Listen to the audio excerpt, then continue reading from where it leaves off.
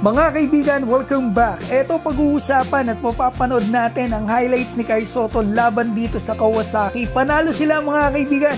Ang ganda ng nilaro ng pambato natin. Halika kaibigan, panoorin po natin.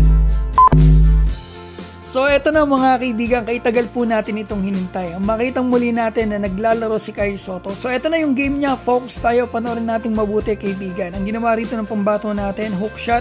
Kita natin, nakaumang yung siko dito ni Kai.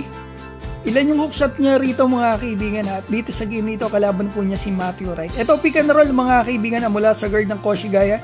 Good thing yan para at least merong marunong pumasa dito sa pick and roll dito sa teammates ni Kai. Yung magaling pumasa sa pick and roll.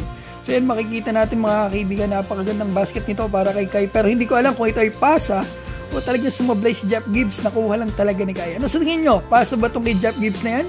Tingin ko parang alanganin parang tira yun Pilit Ako lang talaga ni Kai. Another one para sa pambato natin. Kaibigan, ito makikita natin yung replay. Mukhang may end one yun. Hindi na lang nakita yung mga free throw dito sa highlights.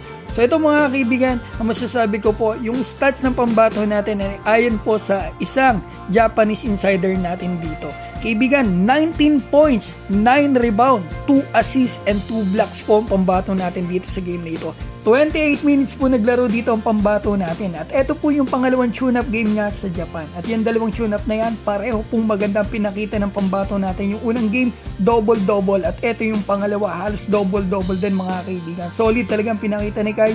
Maganda to para sa paparating niyang season. Talagang good thing yan. At ang good thing pa, yung sinabi po sa akin ng Japanese source natin, na ito nga sinabi daw po ng coach ng Koshigaya na si Kai daw po ang core ng team na ito.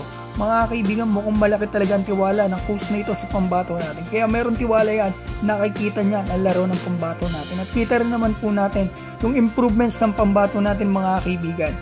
Oo nga po yan ang kanyang pagsusumikap. Kita rin naman natin mga kaibigan yung pawis at talagang dedikasyon ni Kai Sotto. Kita natin sa training niya dito sa FIT21. Shoutout po sa inyo at mabuhay rin po kayo mga kaibigan sa walang sawang suporta sa pambato natin.